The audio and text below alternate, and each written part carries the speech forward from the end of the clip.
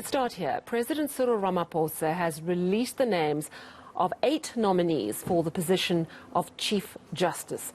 Now, around 148 submissions were received, but in total it made up just 25 names. The final 8 candidates are Western Cape Judge President John Hlophe, Justice Mbuyiseli Madlanga, Justice Mandisa Maya, Wallace Amos Mgokli, Busisiwe Mkhwebane, Judge President Dunstan Mlambo, Alan Nelson, and Deputy Chief Justice Raymond Zondo.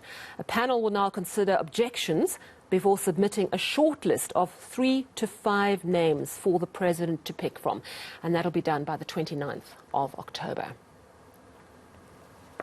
Well, I'm joined now by Zikona Ndlebe, Research and Advocacy Officer at Judges Matter. Thank you very much for joining us. So, talk to me about the names you expected and the ones that you didn't expect on the list.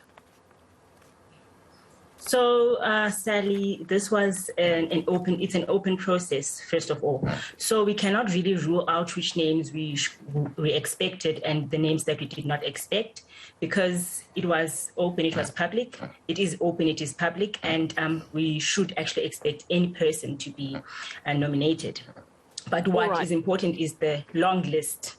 So now we've got Advocate Busisiwe Mkhwebane, Advocate Nelson, Dr. Wallace Mgokli, as you've mentioned, Judge President Hlophe as well, and there's been some controversy on his nomination because of the pending case before the JSC that is being dealt with, and it has not yet been finalized. But we were definitely expecting Judge President Mlambo, Justice Madlanga, and Justice Zondo, as he's the acting Chief Justice and has been the Deputy Chief Justice as well, and Justice Mandisa Maya, who is the President of the SCA.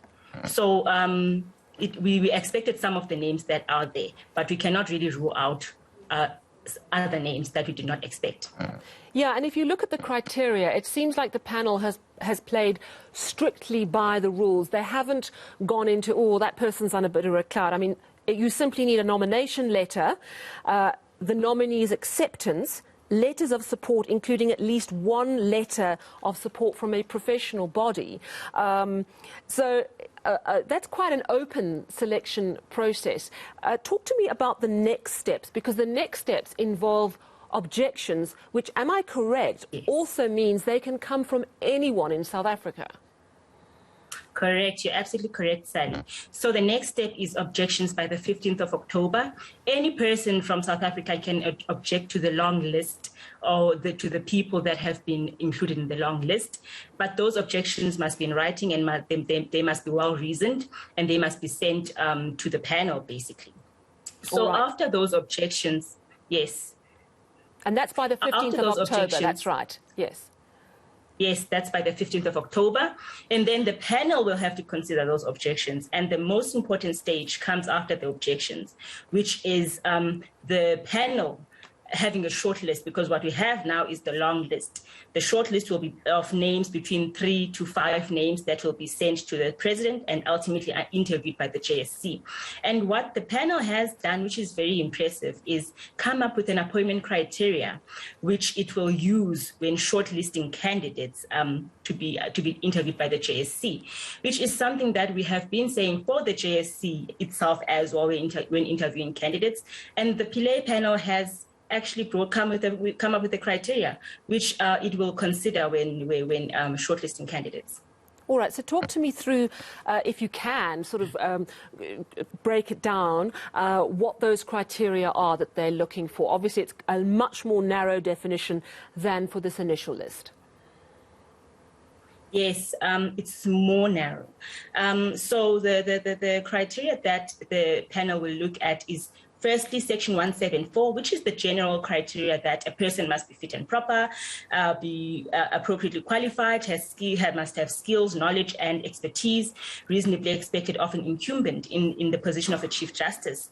And they must not be obviously close to retirement age on the bench. They must be South African citizens. And most importantly, they must be able to defend the Constitution. And in addition to that, they must have judicial competence. and they must be reputable. They must have an unblemished record of integrity and must be beyond reproach, possess moral leadership qualities and strong skills that would assist in promoting and enhancing an environment in the judiciary. So that's just basically the criteria that the Pillay panel has come up with, which is, one can say it is narrow, but at the end of the day, then it's not only Section 174 that it's going to consider, but the position of a Chief Justice, what is needed from a person who's going to be the next Chief Justice. So, and you know, it's an interesting time. The Constitutional Court is dealing with all sorts of cases and all matters of law that are fairly unprecedented. So it's a very challenging position as Chief Justice. That list of 3 to 5 names, that has to be submitted then to the President by the 29th of October. He then gets to choose. Am I correct in assuming that that list of 3 to 5 candidates, any one of them could probably fit the bill? It's up to the President to decide who would best fit the bill. Yes, you are correct. It can be any one of them. But then at the end of the day, so what the Pillay panel will look at is the criteria, and then the JSC will have to interview the candidates that have been shortlisted by the Pillay panel.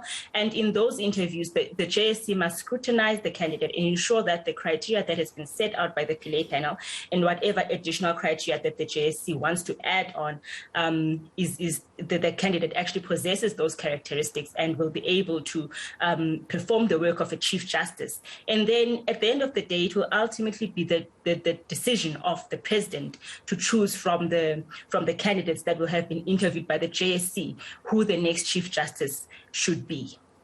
How much of this process is open to challenge? Obviously now the public can make objections to the list of 8, but once that's whittled down to a list of 3 to 5, what if someone who nominated, say, Busisiwe Mkhwebane or John Hlophe feels that it was unfair, let's say if they're knocked off the list? Is there an appeals process? Could this process itself get mired in that sort of delay? Well, this process should not, we don't think that it should be mired in any legal battle or delays, because the panel has set out its criteria clearly. It has set out how it it came to the long list and how it will come to the short list, and it is straightforward. But there will not be an appeal. If there is anything, it will be a review of the process. But from what we see currently, there should not be such review, because I'm sure the Pillay panel will be able to provide reasons why a certain person was not on the long list. Perhaps they did not give reasons or give their details if they nominated a candidate. Or they, for example, perhaps they do not possess the qualities that the panel has set out in the criteria. But we do not think that there should be any legal battle. It's great, very quickly, it's great to see that the public have been involved and they now have another opportunity because they can lodge objections to any of the 8 names. Should they wish to do so, where do they lodge those objections? So the objections must be in writing, and then they must be sent to the panel itself via email, and the email address is on the Presidency's website, which is, let me just check, it is on the Presidency website. So any person can go on the Presidency website, look at that email and send their objection. Right, yes, and in fact I see there are 2 email addresses that are put there, but I'm sure that people are resourceful enough to go to the Presidency website. And thank you so much for your insights into the Chief Justice nominations this evening. Zikona Ndlebe, Research and Advocacy Officer at Judges Matter.